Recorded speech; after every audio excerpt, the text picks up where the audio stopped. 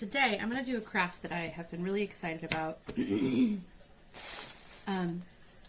The chain pulls on the lamps in my house, or the lights and the fans in my house, are just these really boring, ugly, generic plastic ones that have the branding of whatever company made the lamp. And my house is a very heavily personalized space for me. So I wanted to make them. It's also a 70-year-old house, I've mentioned before, and I love vintage things. So I really wanted to personalize the fans, the chain pulls on the fans, as much as I could. I've been looking in some of my favorite antique shops for cute vintage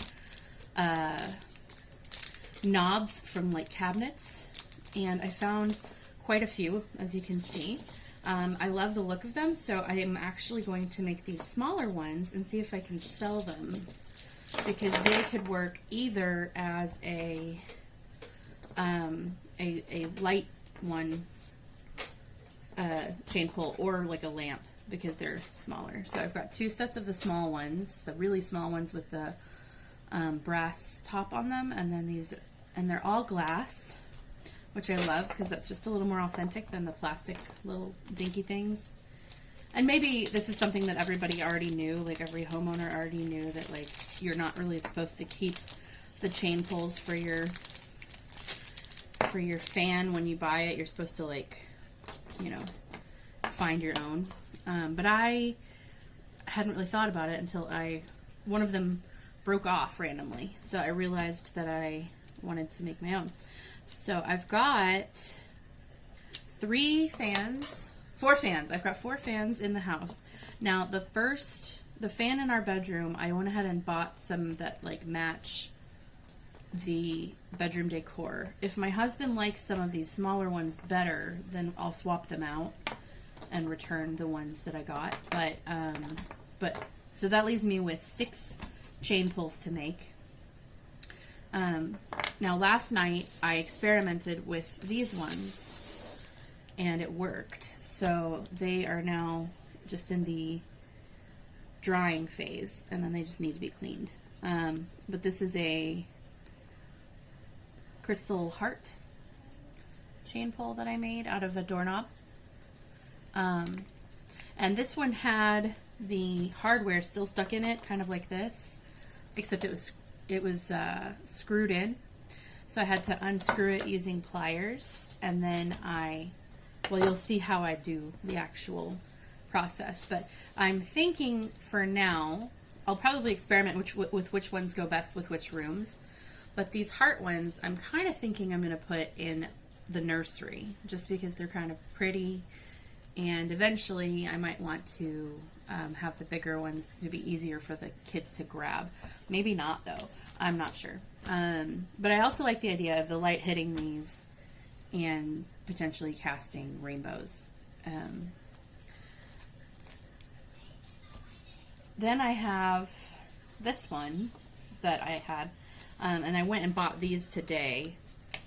But this one was just by itself, but I just couldn't walk away from the color, because it's just so vintage and so beautiful.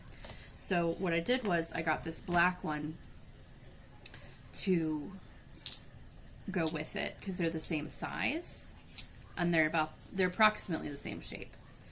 And some of the fun thing about like upcycling and using vintage items is that they're never quite exactly matching, but that's okay. But I just think that they're so beautiful and they've got a nice weight to them. So I will be making this one, and then I've got these, which I think are probably going to go in the living room, but I'm not 100% positive.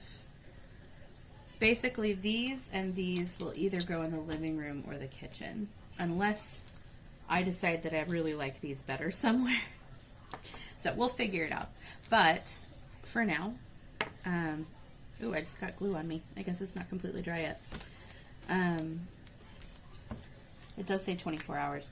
These ones feel pretty solid. So what I'm going to do is I'm going to cut all the tags off, and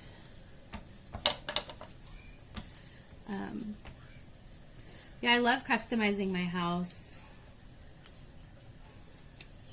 but keeping with the spirit of it being from the 1952.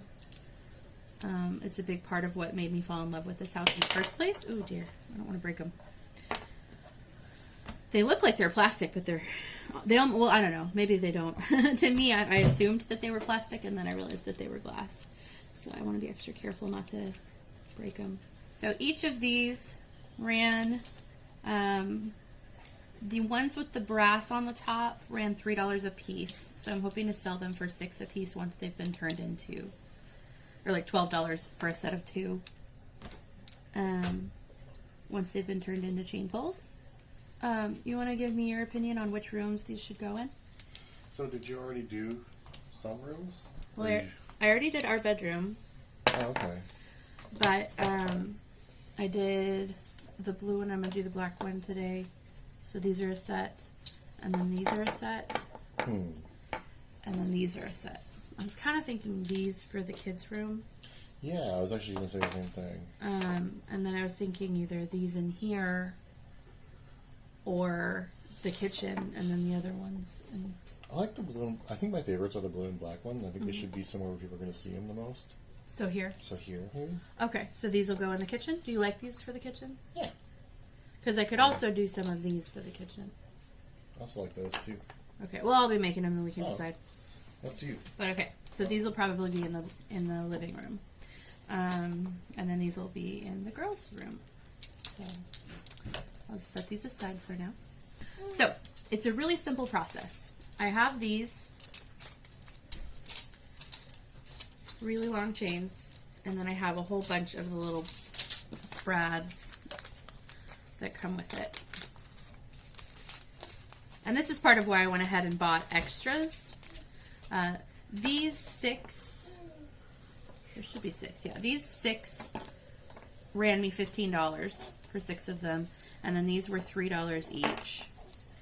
And then these were about $6, and this was $6. So, and then these chains were, for one long chain with a whole bunch of brads, it was $5.50 on Amazon. It was $5.50 on Amazon.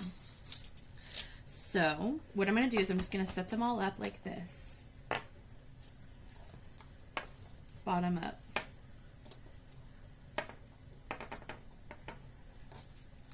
Now this one still has its little doohickey, so I have to unscrew it.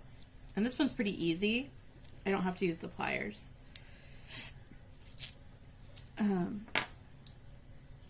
As a chain pull, I prefer this kind because it doesn't have the hole all the way through. These have holes all the way through, so I have to plug it and use probably 3 or 4 times as much glue. But that's okay. So, in total, we are doing 1, 2, 3, 4, 5, 6, 7, 8, 9, 10, 11, 12, 13. And then we had those 3, so total of 16. So I'm going to measure this against one of these for now. Yeah.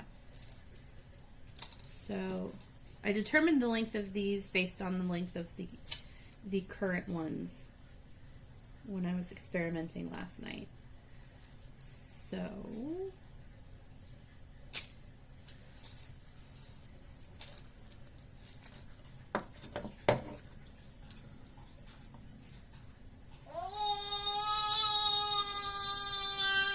yeah, my baby says hi.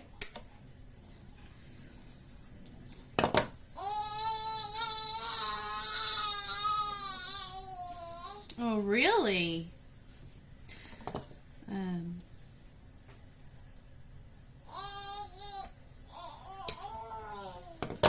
So I'm just gonna cut all of them.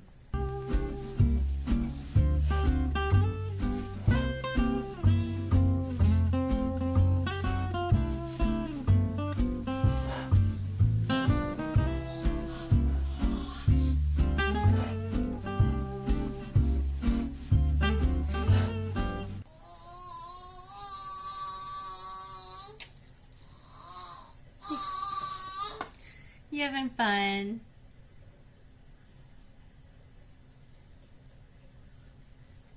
She rarely gets to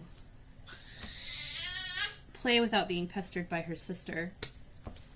So I think she's enjoying a little free play with the toys. Because toddler likes to, you know, she'll be playing contently with something until the baby starts playing with something completely else. And then that's the toy that she has to play with. It's a fun phase, let me tell you. So this is an oil rubbed bronze, and you can tell because I'm getting oil on myself. So I'm going to have to really scrub tonight.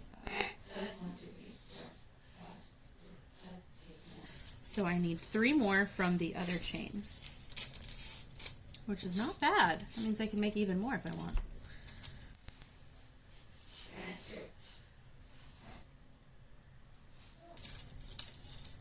It's a pretty quick craft. Especially if you only happen to have 1 fan instead of 4. But this house, when it was built, did not have air conditioning. And we live in Texas, so they have lots of fans. And it's built to have a cross breeze in every section of the house, which is really cool. We don't really utilize that often, but like in the fall and in the spring, we'll sometimes just open all the windows and turn off the AC for a while. And that's really nice. Really, probably about half the year we can pull off turning off the AC. So these are the little brads that go on the chains. And one other kind of important thing is I'm going to see if these fit in these little knobs. It should fit in all of these, but I'm not sure about these. So we will test that before we start doing glue.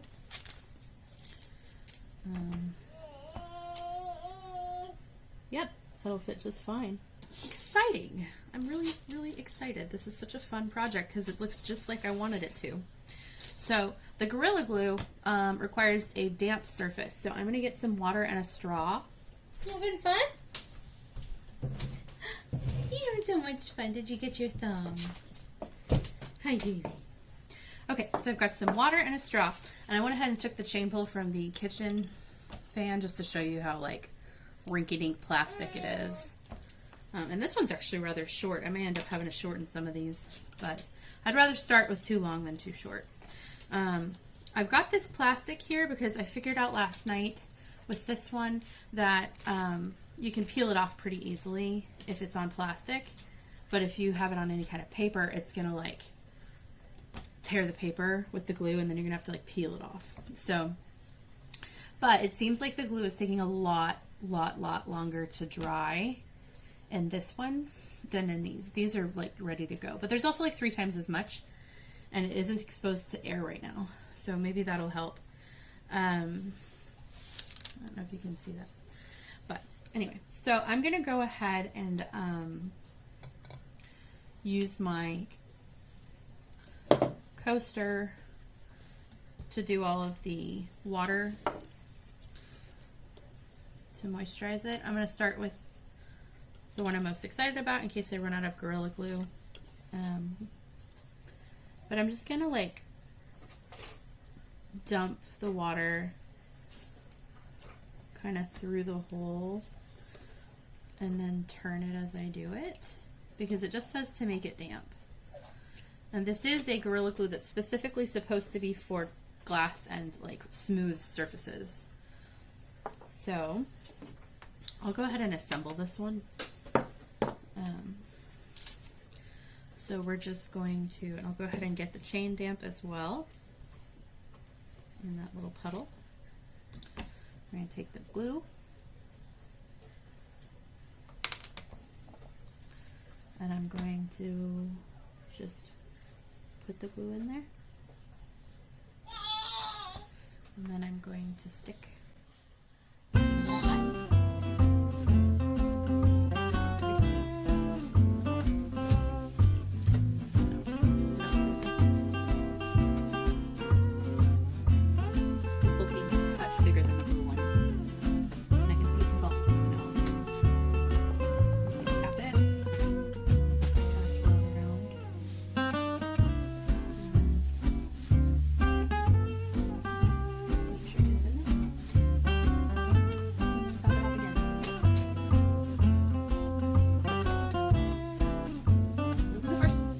made them last night. This is the first time I've ever done this, like, idea.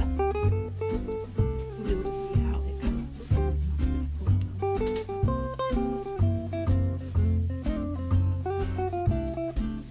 out. Seems like the weight of the chain is going to pull it out.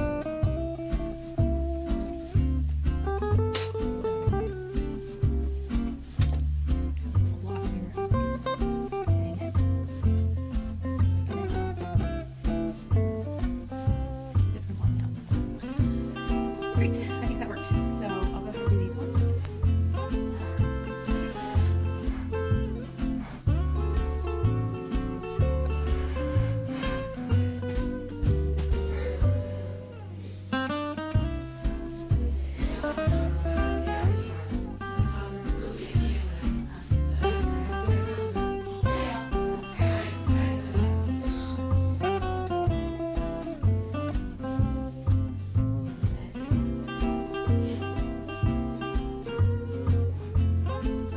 Now I want Gorilla Glue, not anything like weaker, because these are going to get a lot of pulling.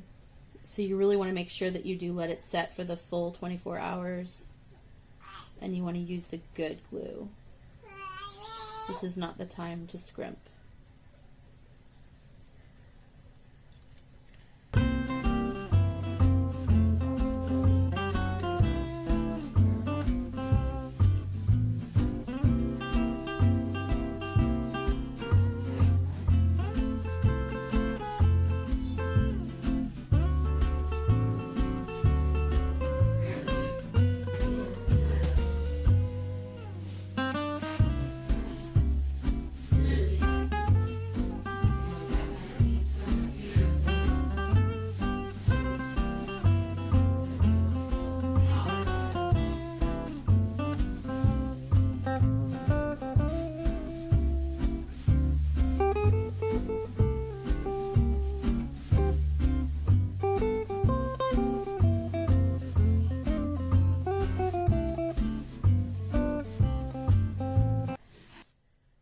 So there you have it. Doorknobs turned into chain pulls. And really, to look at them, you never would have guessed they were upcycled. They just look like they should have been. Especially these ones. So, and I've got the blue one right here. Which is my husband's favorite, so that makes me smile because it's my favorite too. Okay, I'll hang them up so that you can see them in action. Yeah. Hopefully the Gorilla Glue holds. I mean, it should, as well as the plastic did, since those broke. You know, if it ever does come apart, though, I bet I could get like a soldering iron and just. Yeah, like... I actually thought about soldering them, but I was like, I'll try the Gorilla Glue first. Yeah. And because I feel like someone I know has one we could borrow. There we go. Oh. Whoa. Okay, I was trying to zoom out to get a picture. Oh, cool. Ta-da!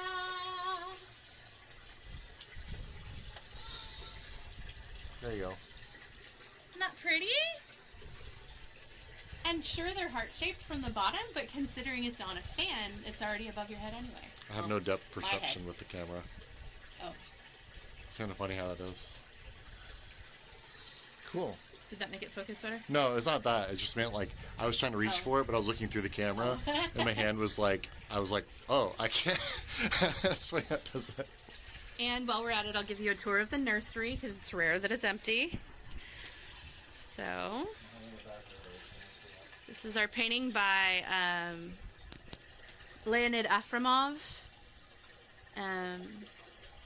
This is a vintage circus puppet set that I got, and the only thing about it was that the stage was kind of shot, so I went ahead and just hung it up as a decoration.